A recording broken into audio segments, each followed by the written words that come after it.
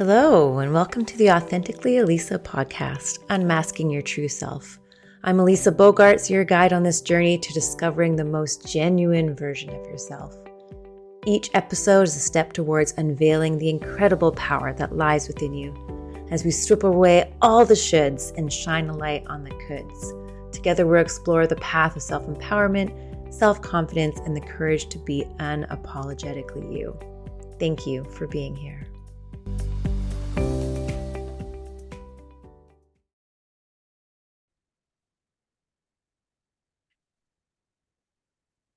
So let's dive into today's episode. Today, we're going to be talking about transforming your life and having more self-reflection and self-love and empowerment, specifically for adult children of alcoholics and dysfunctional families. My guest today is Tammy Vincent. Tammy is a best-selling author, speaker, podcaster, and transformational life coach with over 30 years of healing from a tumultuous childhood with alcoholic parents. She empowers others through her podcast, Adult Child of Dysfunction, her course, Trials to Triumph, and the impactful speaking. Tammy uses practical exercises and holistic methods to help people transform their lives. And she's dedicated to accessible and affordable healing. She inspires self-reflection, self-love, and empowerment. Welcome, Tammy. Well, thank you, Elisa, for having me.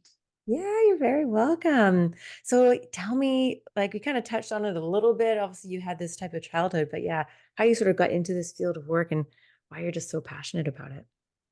Well, I got into it because when I became an adult, I realized, when you're growing up in that kind of dysfunction, you don't understand how abnormal it is and the damage that's being done and the things that your mind has set itself on that is going to follow you into adulthood.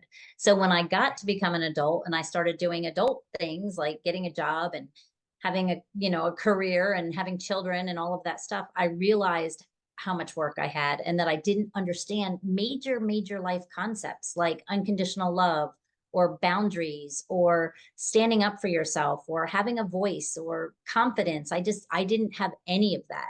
So I went on this journey and literally it was, I tried everything. I threw everything at the wall that could possibly stick as far as, meditation and journaling and inner child work and talk therapy and everything I could possibly do.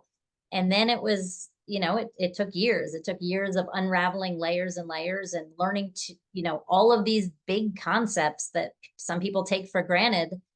And then once I got there, I was like, wow, I have so many tools in my toolbox that can jumpstart this for people and get people to understand why they are the way they are and kind of just some quick mindset shifts that can help them kind of get out of some of this stuff or just be a little bit happy or just have a little more joy in their life or whatever it is.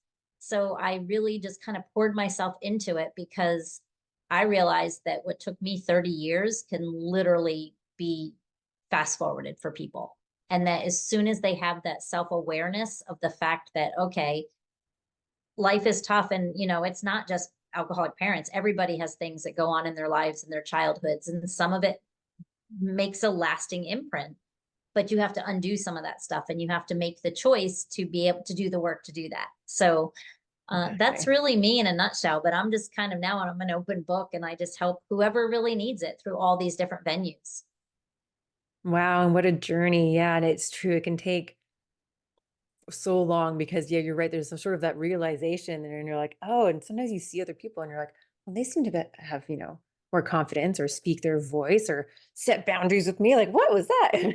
And so, you're like, oh, can I do that too? Like, oh, I guess I can. Like, oh, that's not like, or what I know to be true maybe isn't normal or the sort of the best way that I want to live. And so how can you kind of unpack all that? And it's especially those things as, when we're children, they get so ingrained in us and our patterns. And so it's hard to um, even know that it's a pattern. It's just the way it is. Right.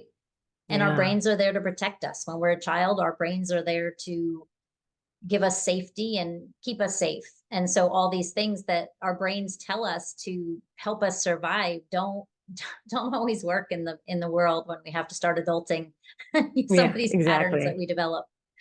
Yeah. Yeah. And and it's interesting how, even you can do the work and still things can pop up. Like the other day, I also had an alcoholic parent, and my other parents were more social drinkers. And I think that my sort of course, I think that it always gave me such fear. And so that sort of like fear response, being in that stress response all the time. And so I've often grown up, and even bringing into my adulthood, have this sort of fear of bullying. I read something, there was a post from the holistic psychologist I saw on Instagram, and she was talking about that. And I remember I just resonated with so much. And it's like, even people being social, like if you sort of have social anxiety, it could be because you don't feel safe around people, because, it could be from childhood, or you just sort of like project that onto everybody, where in almost every situation, I don't feel safe around people because I don't know what's going to happen. Right. So I have this ingrained fear. And I just read that and I was like, huh. Like, all of a sudden I kind of like click this thing. So even with me as well, I'm also a life coach and have done all these transformations. And then still something like that happens. And it's like, oh, so that it just sort of explained it in a way that really made sense to me and how I'm actually feeling. And it's like, oh, right. And so like, yeah, it's just funny how these things pop up even still. And so even though I know that I've like told myself, like I'm safe around people, like I don't need to be, frightened all the time. And but even still, like, I still have some social anxiety, and I was like, oh, it's just social anxiety, whatever. But actually, I think it's that stress response that I don't feel safe, which I Right. thought that I had worked on or worked through. Right. And a stress response, I mean, so many of us stay in that non-safe stress response. And I did a summit the other day and it was literally about weight gain and stress. And they were like, well, how can those two possibly be related? And I'm like, because when you stress, you put out cortisol. Cortisol is a very powerful hormone that converts to sugar and helps you gain weight. so Yeah. so it's like, so in my working with people, it's a way to integrate all of that, the body, the mind, the spirit, and just like I said, be helping people be aware. Like you said, you see this thing and all of a sudden you're like, wow, that's why I do that. Well, Hmm. then now that you're aware and you know why you do it, now it's up to you to want to change the habit or be okay with it. And either way is Right. fine. Yeah. Yeah. Yeah. Exactly. And so, what advice would you give to someone wanting to really be their true authentic self, especially if like they start to realize these things, and start that kind of transformational journey? Because sometimes I feel like, oh, but this, like, this version of me, or like who I am sort of as in a young adult, then you realize you don't want to be that way. And so you start to transform yourself. You have to kind of refine who you are authentically. So, yeah, do you have any sort of advice of someone wanting to? I think one of the first things you'd have to do is really be aware of the patterns that you have, that the things that you don't want, and know your core values. Because a lot of times when you grow up and you say, and you're being told what to think, what to do, how to act, and you're becoming this other person to make people happy and to keep yourself safe, when years later, you don't even know who you are really. So I Yeah. know, like with boundary setting, you want to set boundaries. No, you have to set them, but you don't even know in your core what you value and what's important to you. So I think one of the first things that people need to do is really do some self reflection and find out what you love, what makes you tick. Because I remember when they started telling me, well, you have to have boundaries. And I'm like, well, I don't even know what is important to me. I've been Right. literally doing what I thought other people needed me to say, do, and feel my entire life. So, one of the first exercises I do with people is let's find out who you are. Let's sit down and let's think about your very favorite days you've had and your most joyous moments, and what were all the qualities and characteristics that surrounded that time. What were those people like? What values did they have? And then do the opposite about maybe some of the worst days you had. Why didn't you like this person? Was it because they were unstable, or was it because they invoked fear in you? And make a list of your core values, what you really like, and then what you are not willing to, I guess you could say, tolerate going forward to keep yourself at peace.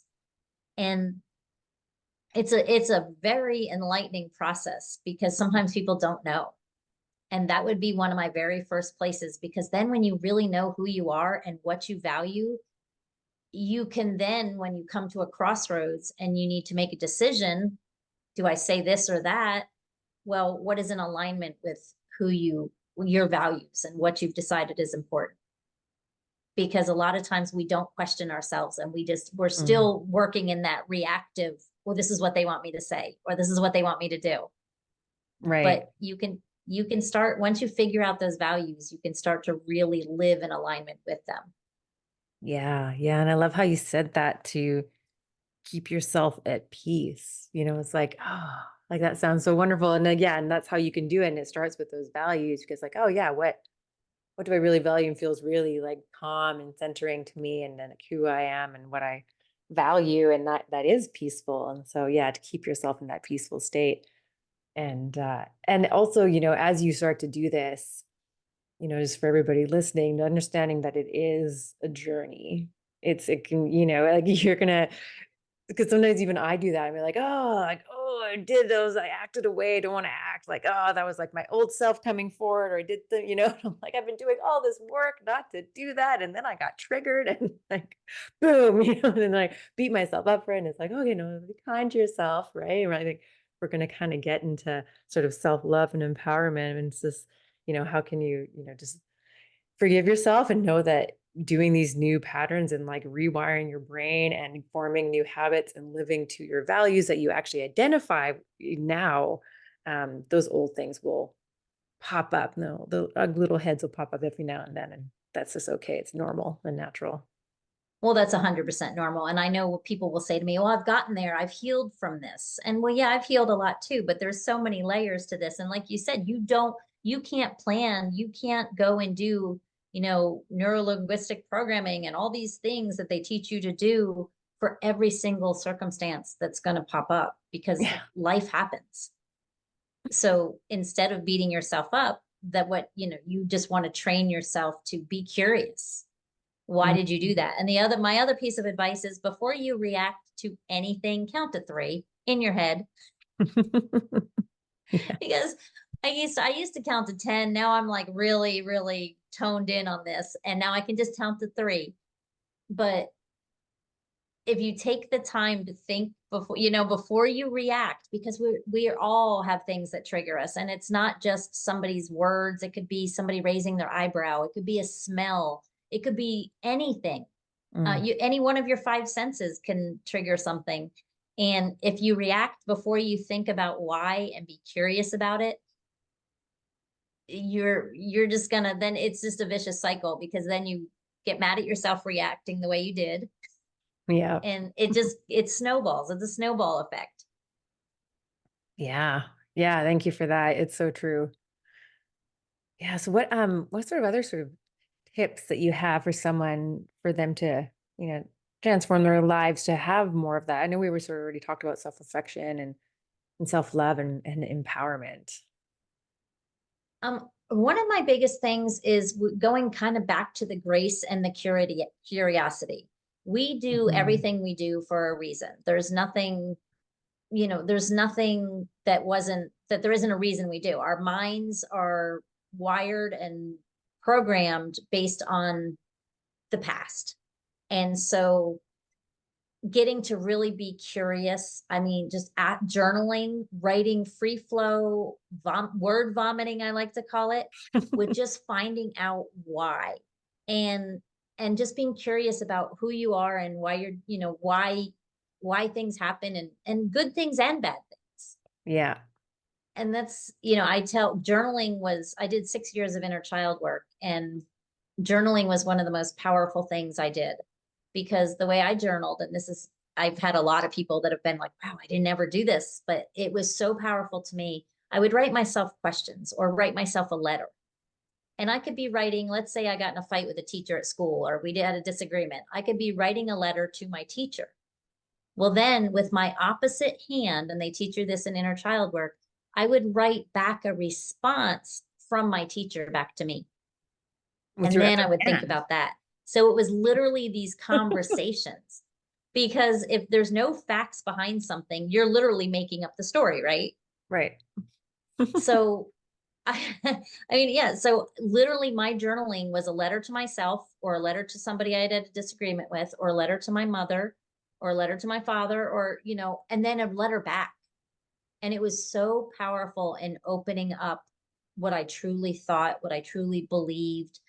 And it just, and these dialogues would just go on and on and on. So it was just very, very powerful. It's just a tip that I've given a lot of people, and they're like, wow, that's amazing. When you start writing the letters back, it's amazing what opens up for you.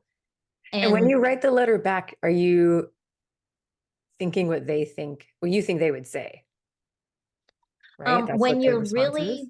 when you're really real deep into journaling and you've been doing it a little while, honestly, you don't even think about it. You're just writing. You're just literally writing, and you don't even know where it's coming from. And that's why journaling is so powerful, because you can go back and read it later and you're like, wow, I never would have thought that. Never would have even Mm. considered that. It started in inner child work when I was writing letters to myself, and then I would write the letter back.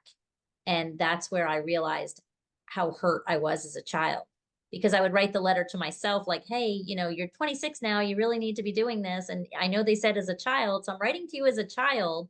And the child would say something, I would journal back to myself something like, well, you never even asked for help. You never even mentioned that to someone. And it was just very enlightening stuff that would come up to me. And I'd be like, wow, you're right, I never did. And it opened up a lot of realities to me. Hmm. That's so It's very interesting. I guess interesting. I'm getting lost in the thinking of it. I'm like, I don't understand how this works. Like, what are the instructions of writing back to yourself? Um, yeah, but I guess you just got to let it free flow. It's Like, I it's just think about, literally like, just would free I want flow. to write what I wish my mother would say?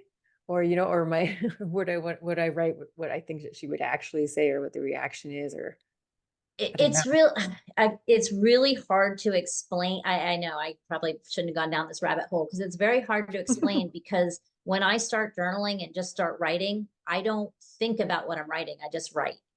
Yeah, I think about it as I go. Yeah, see, and that's where, I mean, maybe that, like, I probably did at the beginning because it was very organized. Like, I was my journals in my diary and I was writing about the day. But when I really started doing serious, like, inner child work, where I was writing these letters, I literally didn't think about it at all. I didn't go, well, this, my mother would have said this. I literally just wrote, and whatever came out, came out. It's a Wow, very cool. powerful, I know it's crazy to think about. It's very powerful. I don't, and that's my easiest tip, because I didn't know how to start journaling. And they told me you have to journal to heal. And I was like, okay. I mean, I was a writer. I love to write, but once I started journaling, I really fell in love with it, honestly. Yeah, well, yeah, I hope that some of our listeners will just see how powerful that is and go and try it. Write a letter to yourself and write back. And at first, when you It's worth said a the other shot. hand, I thought you meant you actually, like, if you're right-handed, you write back with your left hand. And You I'm actually like, do, oh, you believe it or do? not. You do, because it It would be opens like up chicken the other scratch. side of your brain, and it kind of Wow. crosses, and it pulls out some stuff from the parts of your brain that you don't use. Phew, It's that's amazing. it's an interesting comment. And maybe that's why, maybe the other hand is what opened it up for more of the creativity, where I wasn't thinking about it. I was probably Right. more now that I think back about it, I was probably more focused about forming the letters. Yeah. That was my my first thought. I was like, oh. Because yeah, it looked horrible, and then just like we were talking about self-love, and we were talking about self-compassion, but it's just doing what you need to do, whether it's listening to podcasts, working with a coach, going to therapy, whatever it is, to really feel like deep down inside you are worth it. And I kind of leave people with this, is that if you can say all day long these positive affirmations, you could say, I'm amazing, I'm wonderful, I'm beautiful, I'm all this stuff.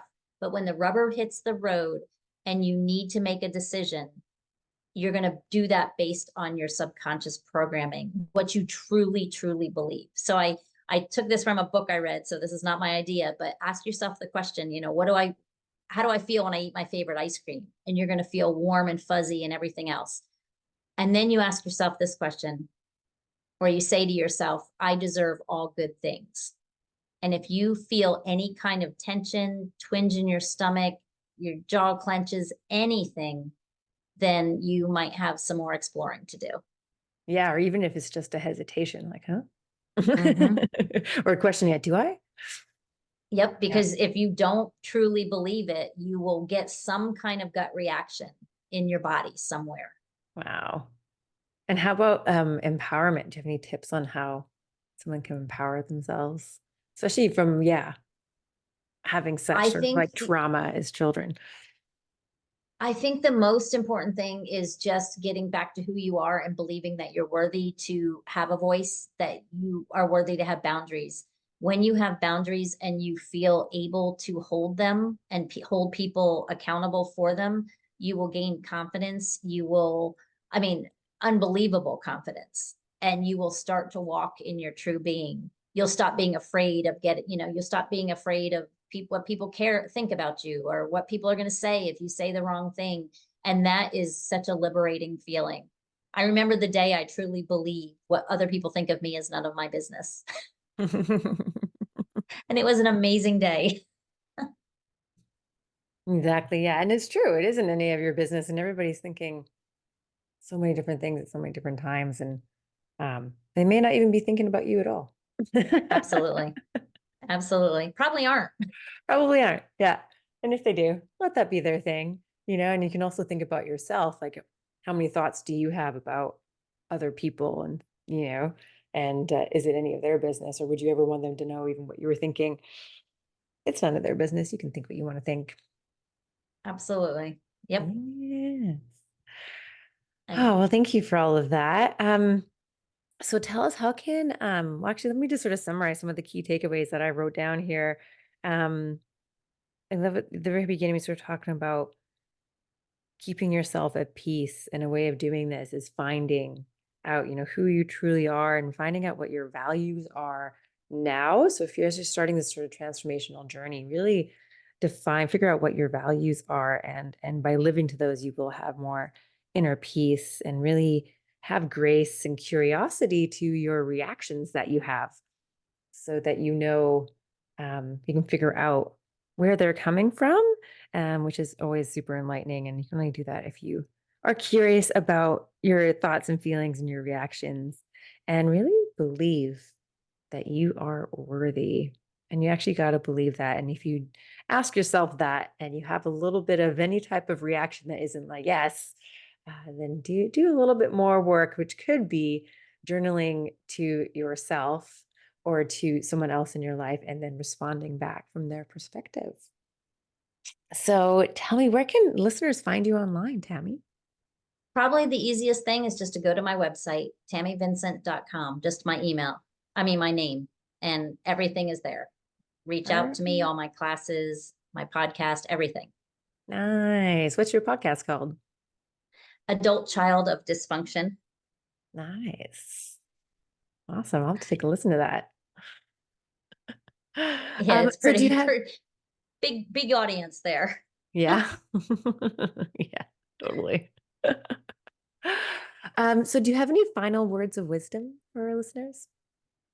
Probably if I had to leave you with people with one thing, I would say you're so worth it. And every little step you take towards a more joyous, more perfect you that you were born as is worth the journey. It's worth the effort. It's worth the time you put in, because you're so worth it. And life is meant to be enjoyed. And we're meant to prosper and be abundant and be joyous. We are indeed. Thank you so much for that. And thank you so much for being here. Thank you for having me. You're very welcome. Thank you so much for listening to this episode. I hope it inspired you to live a more authentic life. I'd love your help in inspiring more people to live authentically. So please follow, rate, and leave a review so we can create a ripple effect of authenticity. Until next time, stay true to you, be bold, and thrive on your own terms. This is Elisa, signing off authentically.